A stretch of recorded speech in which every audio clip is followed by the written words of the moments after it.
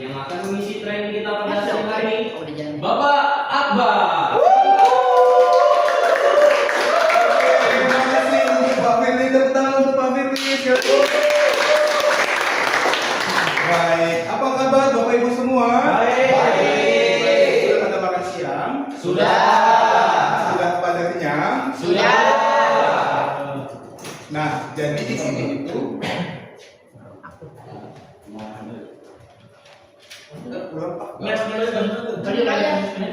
baik, jadi hari ini adalah hari terakhir program training kita dimulai. Hari terakhir loh ya. Artinya semuanya udah berakhir dan ini adalah momen yang paling ditunggu-tunggu karena di sini ada 10 materi yang bakal disampaikan dalam satu hari dari Bapak Ibu semua termasuk saya. Dan ini adalah materi yang ke-6. Dan sebelum kita melakukan presentasi, sebelum kita mengisi ilmu kita, ada baiknya kita awali dengan doa, mohon tinggalkan sejenak aktivitasnya. Bapak Ibu semua dipersilakan untuk berdoa dipersilakan. Berdoa selesai. Baik, untuk biar supaya hidup suasana dari kelas ini, saya mau coba sapa Bapak Ibu semua dengan beberapa jargon. Yang pertama, kalau saya bilang selamat pagi, jawabannya saya Ramayana semangat luar biasa. Bisa diikuti? Bisa. Kita coba sekali. Selamat pagi. Saya Ramayana semangat luar biasa. Tepuk tangan untuk kita semua. Selanjutnya jargon yang kedua, jika saya bilang siapa kita, jawabannya SDM kreatif, Ramayana produktif, luar biasa, yes, yes, yes. Ayo bisa ikuti saya? Bisa. SDM kreatif, Ramayana produktif, luar biasa, yes, yes, yes. Saya ikuti sekali lagi ya. Siapa kita? SDM kreatif, Ramayana produktif, luar biasa, yes, yes, yes. Tepuk tangan untuk semua. Dan saya mau pastikan kembali kabar dari Bapak Ibu semua. Di sini saya mau berinteraksi sama yang baju putih di belakang saya, di depan di belakang yang baju pendek ya. Oke. Dengan Bapak siapa, Mama? Izin Pak, saya David Pak dari Pak David 31. dari R31 Pak. 31. Tepuk tangan dulu Pak David. Dari Tangerang menuju Jakarta. Nah, bukan Pak. Ya, jadi gimana kesannya Bapak selama mengikuti training dan pada training terakhir? Betul. Hari ini sangat senang Pak tentunya. Hari terakhir juga terkait evaluasi juga. Saya juga senang dengan materi Bapak. Ini terkait komunikasi yang efektif seperti itu. Oke, luar biasa antusias ya Pak David. Antusias Ya. sekali, Pak. Oke, tetap semangat Pak David. Terima kasih. Dan saya mau Pak David untuk yang satu lagi mungkin baju putih yang panjang ya. Saya mau di sebelah kanan saya dengan Bapak siapa Pak Ardi. Dengan Pak Ardi. Pak Ardi dari mana Pak? Saya dari Makassar, Pak. Dari Makassar ya. Oke, nah Pak Ardi. Kira-kira dari Pak Ardi sendiri selama mengikuti materi dan 5 materi sebelumnya, apa yang baru berkesan dari Bapak? Semua materi berkesan sih bagi saya, Pak, karena ini juga suatu kesempatan yang besar buat saya untuk belajar hal-hal baru, ya kan, seperti materi Pak Marco, sense belonging, ya kan. Nah, itu menjadi suatu ilmu baru bagi saya gitu. Dan harapannya semua materi ini bisa saya terapkan di hidup saya. Baik, luar biasa untuk Pak sekali lagi. Nah, kali ini saya mau coba bantu sekali lagi untuk mempresentasikan terkait dengan komunikasi, di mana tadi sudah disampaikan oleh Pak Supardi dari R100 Cirebon yang sudah 9. sudah 99 sekarang ya. Oke, yaitu tentang komunikasi aset juga dari Pak Ocha dari R102 mengenai komunikasi persuasif, dan saya membahas secara general yaitu komunikasi efektif. Namun sebelum kita masuk ke dalam materinya, izinkan saya untuk memperkenalkan diri. Nama saya Muhammad Rizky Akbar. Saya berasal dari RP 21 Batam. Salam kenal untuk Bapak Ibu semuanya. Kenal. Dan kali ini saya akan membahas mengenai pengertian dari komunikasi efektif. Selanjutnya juga ada apa itu tujuan serta manfaat yang didapatkan jika kita mempelajari komunikasi efektif.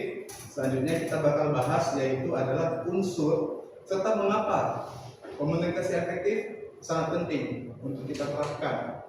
Selanjutnya kita bisa juga bahas yaitu hambatan apa yang dapat kita lihat di dalam penerapan komunikasi efektif.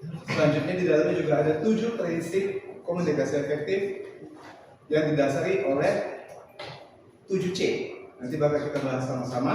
Selanjutnya juga ada tipe atau jenis-jenis komunikasi.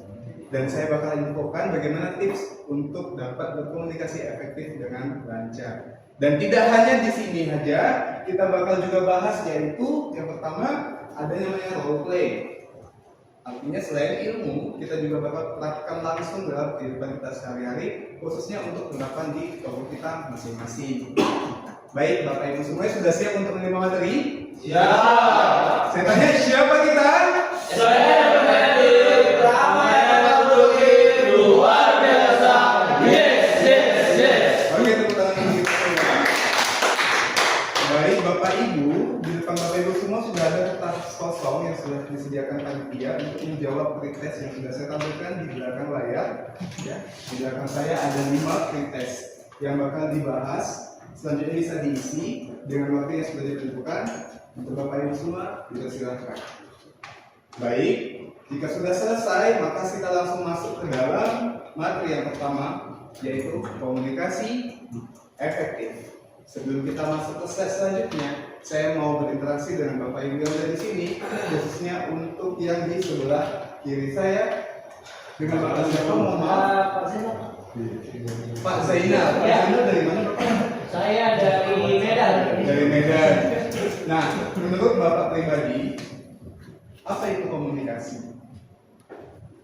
Menurut saya pribadi yaitu komunikasi adalah suatu interaksi antara dua orang ataupun antara satu orang dan dua orang yang lebih.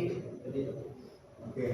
Nah, luar biasa jawaban dari Pak Zainal.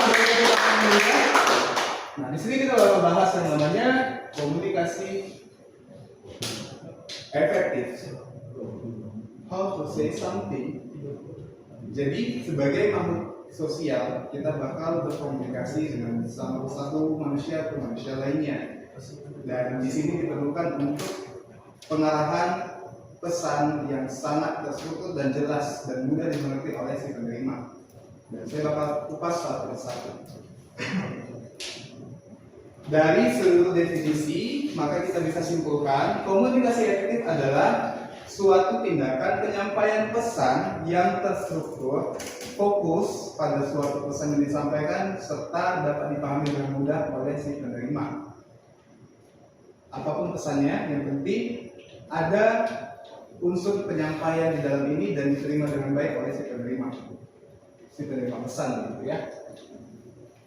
Selanjutnya, keefektifan dari suatu komunikasi akan diukur, yaitu bagaimana si penerima itu mampu menerima pesan tersebut. Selanjutnya, saya bakal kasih tahu kenapa kita harus berkomunikasi dengan efektif. Yang pertama, saya bakal tunjukkan ada 4 tujuan di sini. Dan secara langsung saya bakal bahas dengan menggunakan contoh, yaitu di sini saya telah paparkan meningkatkan pemahaman. Dari satu sama lain kita bisa jadi ada yang namanya miskomunikasi. Dan disinilah tujuannya kenapa kita harus punya komunikasi efektif agar kita bisa menyatukan pemahaman antar kita pribadi. Selanjutnya juga meningkatkan kerjasama, di mana satu sama lain saya mau tanya siapa yang tahu semboyan Bhinneka Tunggal Ika? Bhinneka Tunggal Ika, ada yang boleh tanda tangan ke atas? Oke, silakan. Berbeda-beda tapi tetap satu jiwa. Oke, berbeda-beda tetapi tetap satu, sama seperti yang di dalam ini tujuannya itu meningkatkan bersama. Kita berbeda-beda dari manapun, tetapi dengan bekerja sama kita bakal bisa jadi satu kesatuan yang utuh khususnya untuk perbaikan di toko kita masing-masing. Dan salah satunya saya harapkan materi komunikasi efektif ini dapat diterapkan ke dalam toko kita masing-masing, khususnya membangun komunikasi serta meningkatkan kerjasama antar individu. Selanjutnya, mengurangi konflik. Siapa yang sudah pernah menangani masalah, boleh bantu saya untuk ceritakan prosesnya. Penanganan masalah ada Bapak Ibu semua yang ada di sini? Enggak ada Pak, yang kita indah semua. Oke, sedikit saya menceritakan masalah saya. Satu sisi, saya ketinggalan kereta di stasiun, sehingga terbatasnya akses untuk pengetahuan membuat saya bingung mau ngomong apa. Dan saya ternyata seperti orang bingung. Di dalamnya ada seseorang yang menyampaikan saya dan mengatakan, kenapa Mas bisa dibantu? Saya mau jalan ke suatu kota tapi saya ketinggalan kereta. Oh, saya bisa bantu Pak. Gitu. Dengan bantu gimana Mas? Soalnya saya cuma bisa tiket. Bapak bisa langsung ke mobil ini ya supaya penyampaian untuk ke lokasi yang dituju bisa lebih cepat untuk diatasi. Karena mungkin Bapak ada deadline waktu kan ya. Baik, singkat cerita, saya datang ke sana dan konflik saya itu sudah selesai dikarenakan ya satu masalah lagi. Jadi artinya di sini komunikasi yang dilakukan dari kita berdua adalah si mas-mas tadi sudah tahu kalau saya dengan kereta dan dia menyampaikan informasi, dia menerima informasi dari saya. Selanjutnya dia memberikan umpan balik ke saya, dengan cara membantu saya. Jadi ada masalah di situ dan saya atasi masalahnya. Walaupun konfliknya adalah satu orang, gitu ya.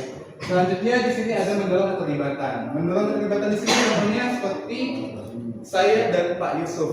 Kemarin kita ada kedatangan tamu dari Jawa Timur Group sebanyak 40 orang dan kita bekerja sama untuk mengatasi hal tersebut, yaitu satu orang untuk mengatasi di dalam ruangan meliputi administrasi dan satu orang lagi untuk menangani di area. Dan di sana setelah ada yang namanya keterlibatan dan kerjasama, artinya dari case kita berdua itu tujuan komunikasi efektif sudah terlaksanakan seperti itu. Selanjutnya manfaat dari komunikasi. Di sini saya bagi menjadi 3 bagian, yaitu sebagai informasi. Seringkali pesan yang disampaikan berisi informasi, dan disinilah manfaat dari komunikasi efektif untuk menyampaikan informasi tersebut. Dan juga sebagai pengendalian untuk mengatasi konflik. Serta juga ada yang namanya sebagai motivasi. Siapa di sini yang sedang demotivasi? Pak Ocha, apa kabar? Alhamdulillah. Nah, kira-kira sejauh ini Bapak masih termotivasi untuk mengikuti training? Masih termotivasi. Tepuk tangan untuk Pak Ocha. Karena Pak Ocha masih termotivasi, kita mau cari bagaimana untuk menangani agar hal tersebut tidak turun ya. Jadi salah satunya komunikasi efektif juga dapat untuk meningkatkan motivasi kita dengan pesan-pesan yang kita sampaikan seperti kata-kata semangat ya. Selanjutnya saya bakal bahas di sini pentingnya komunikasi efektif. Kira-kira komunikasi efektif ini bisa diterapkan di mana saja Pak Ibu? Ya, betul sekali. Contohnya seperti di dalam toko. Di dalam toko kita sebagai staff dan juga sebagai garda terdepan dari perusahaan, saya pernah dapat satu kasus, yaitu adanya customer yang komplain terhadap harga. Nah, di situ saya akan membantu si customer tersebut untuk menjelaskan bagaimana penanganan masalah tersebut. Sehingga apa? Dalam pekerjaan, komunikasi efektif ini dapat menjadi salah satu solusi untuk membantu permasalahan. Seperti yang ada di dalam data, yaitu komunikasi yang buruk dapat menurunkan motivasi kerja serta 70% masalah kerja muncul akibat komunikasi yang buruk. Bisa jadi komunikasi yang buruk adalah penyampaian informasi yang kurang tepat seperti itu. Selanjutnya di dalam kehidupan, di mana 80% dari kita itu selalu berkomunikasi di setiap hari. Tidak ada yang tidak berkomunikasi. Karena apa? Kita makhluk sosial. Selanjutnya dengan komunikasi kita mampu membangun hubungan satu sama lain. Di sini saya akan menceritakan suatu video. Bapak Ibu semua dimohon untuk kersediaannya melihat video yang telah saya sampaikan. Berikut Kita videonya. masih ada di lantai 2 dan lantai 11. udah bulan Mbak, bullying. oh Bullying suruh Cimecer kunci semua ruangan soalnya. kunci ya WA dulu di lantai 11 sama di Udah aku sini. udah WA umum. Oh, Pak Bobi ya, ya. udah ya Kita bisa Iya, WA dulu. Takutnya soalnya building katanya atau Baik, tepuk tangan untuk video yang sudah diputar. makanya dia bullying. Ulang sekali lagi, boleh? Baik, saya ingin kasih sedikit mengenai video di atas, yaitu di mana ada satu permasalahan terkait dengan pasang sejoli yang bakal menikah, di mana yang satu adalah keluarga Tionghoa dan satu lagi keluarga Jawa. Dan di dalam diskusi mereka bertanya, kira-kira mau pakai adat apa? Keluarga mempelai wanita mengatakan adat Jawa, keluarga mempelai pria mengatakan adat Tionghoa. Sehingga duduk bersama, menyatukan pikiran dengan komunikasi efektif, maka timbullah suatu kesepakatan bersama. Itu dari video tersebut. Selanjutnya di sini saya bakal bahas mengenai unsur komunikasi efektif yang langsung kita praktekkan dengan 5 unsur yang ada di dalamnya, di mana di dalam unsur-unsur ini terdapat yang namanya pengirim, yaitu orang yang mengirimkan pesan. Selanjutnya itu adalah pesan, yaitu hal yang disampaikan. Selanjutnya saluran, dengan cara apa pesan itu tersampaikan. Yang keempat ada penerima, yaitu adalah objek yang dituju untuk menyampaikan pesan tersebut. Selanjutnya adalah respon atau umpan balik dari si penerima pesan. Contoh, saya mau ucapkan salam untuk selamat siang Pak David. Siang Pak. Baik, di sini langsung ada namanya komunikasi efektif, di mana saya sebagai pengirim pesan dan juga ada pesan yang berupa salam yang ditujukan secara langsung bertatap muka dan Pak David sebagai penerimanya, serta ada umpan balik dari respon salam yang saya kasih. Artinya apa? Unsur dari komunikasi efektif telah dilakukan secara menyeluruh. Selanjutnya di sini yaitu pasti ada hambatan di setiap komunikasi. Itu kenapa makanya ada miskomunikasi. Namun hambatan-hambatan tersebut bisa kita atasi, tetapi sebelumnya kita bakal kasih tahu dulu apa saja faktor-faktor penghambat dari komunikasi efektif. Di antaranya saya telah menjelaskan 6 bagian, di antaranya yaitu hambatan bahasa. Contoh, mohon maaf, bahasa Inggris berkomunikasi dengan kita orang Indonesia. Bagaimana cara kita memahaminya? Sedikit sulit dikarenakan kita tidak memiliki persamaan bahasa dari kedua bahasa tersebut. Selanjutnya, pendengaran antara quick dan quick sekilas mirip, tapi beda arti. Itu bisa dilihat dari hambatan fisiologis, yaitu gangguan pendengaran ataupun penglihatan. Selanjutnya dari sosial budaya, yaitu dari bahasa gaya komunikasi. Contoh bahasa komunikasi yang sekarang yang lagi ngetren apa? Kira-kira? Wow, yang mungkin orang lain sebelumnya belum mengerti apa itu wow gitu ya. Wow di sini mungkin merasa hebat, luar biasa, tapi kalau wow di Melayu namanya itu layang-layang. Wow.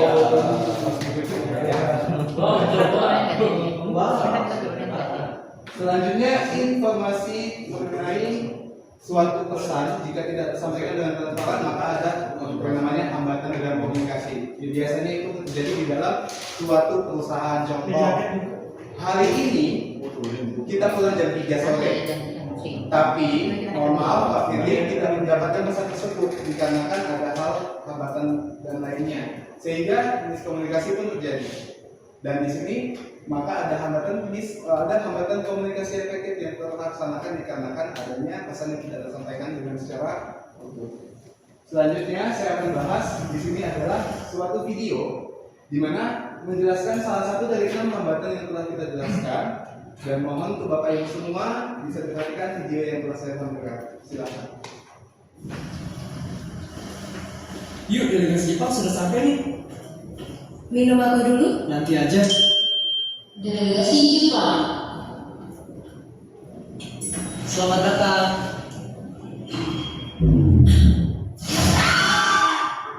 Pak, jangan panik Pak. ada yang ngomong Jepang Saya Pak. Jepang.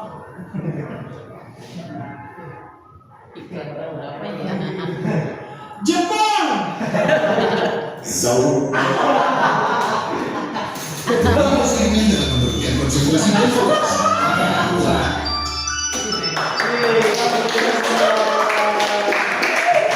Ada yang bisa kasih Jepang? Bisa. Oke, baik. Di sini paham dari maksud ini disampaikan ya Bapak Ibu semuanya ya. Jadi ada suatu ekspor yang kurang tertuju dengan pasti. Jadi maksud dari salah satu pengirim pesan adalah berbahasa Jepang, namun yang menerima berpikiran adalah mengatakan kata tersebut seperti itu. Selanjutnya saya bakal bahas prinsip yang saya bilang 7C. Secara singkat saya bakal jelaskan yaitu clear. Artinya apa? Jelas. Selanjutnya concise. Concise itu adalah ringkas, padat. Kita contohkan, kita masuk ke dalam suatu kalimat ataupun komunikasi responsif ya. Pak David, mohon diturunkan minumnya. Contoh. Nah ini komunikasi efektif.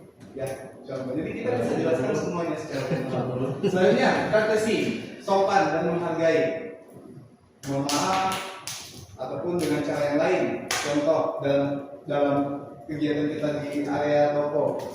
Kata-kata mohon maaf setelah menunggu adalah bisa diganti dengan terima kasih setelah menunggu. Jadi kita ulang kalimat-kalimat itu.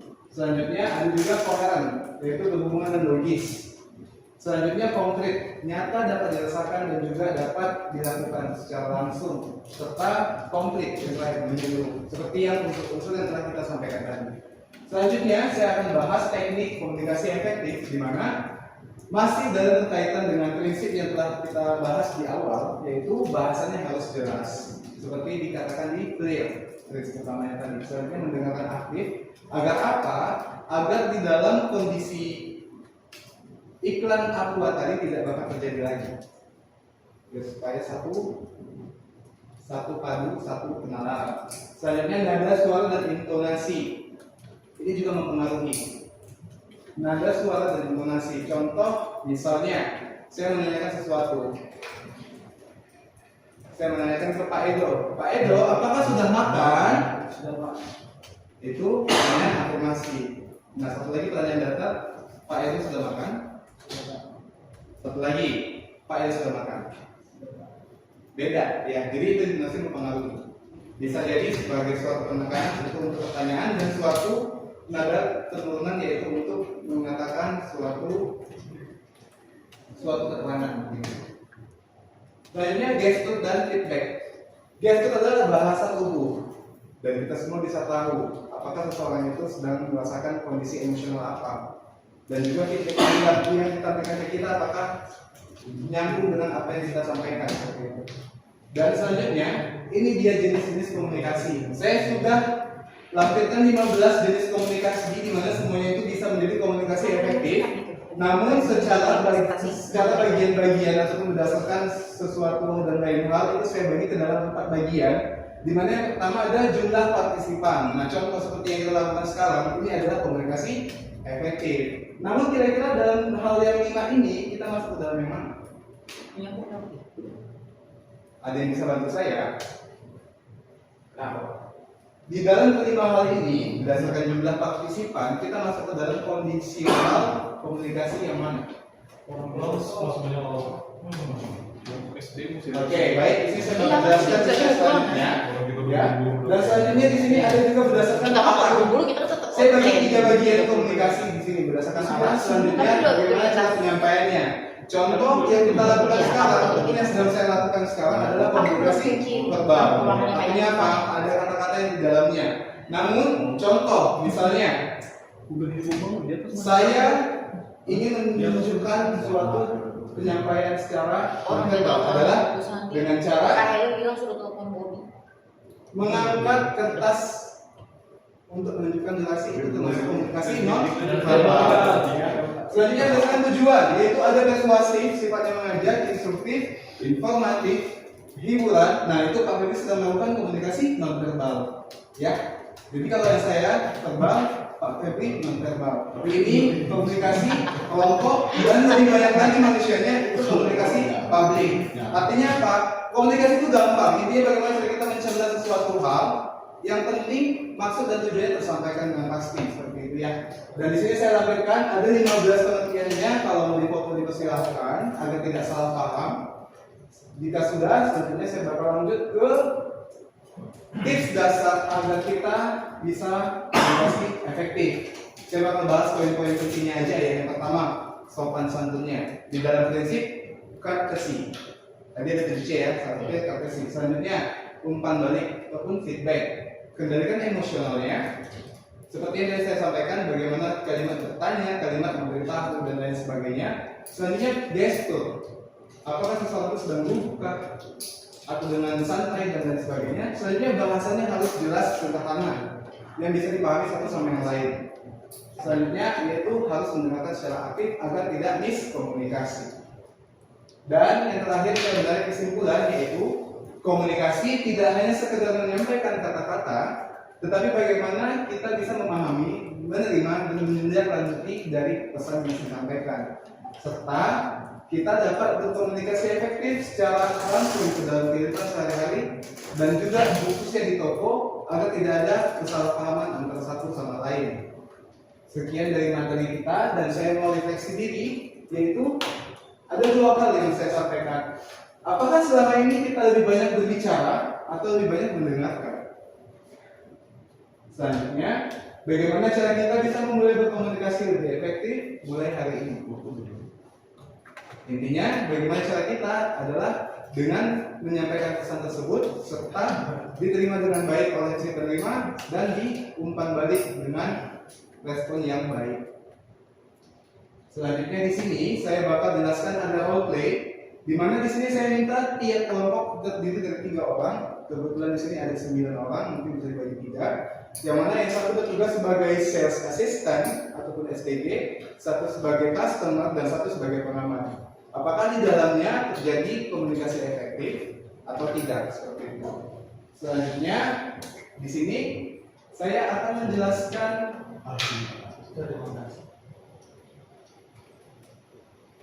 apa saja yang dinilai dari role play ini, yaitu adalah bahasa tubuhnya, penyampaian materinya, dan apakah bisa dipahami pernyataan dan pertanyaan dari si customer kepada sales assistant tersebut. Seperti itu ya. Jadi, mari kita lakukan komunikasi efektif sejak saat ini. Demikian presentasi singkat dari saya. Kurang lebihnya saya mohon maaf. Saya akhiri. Selamat pagi. Saya semangat luar biasa.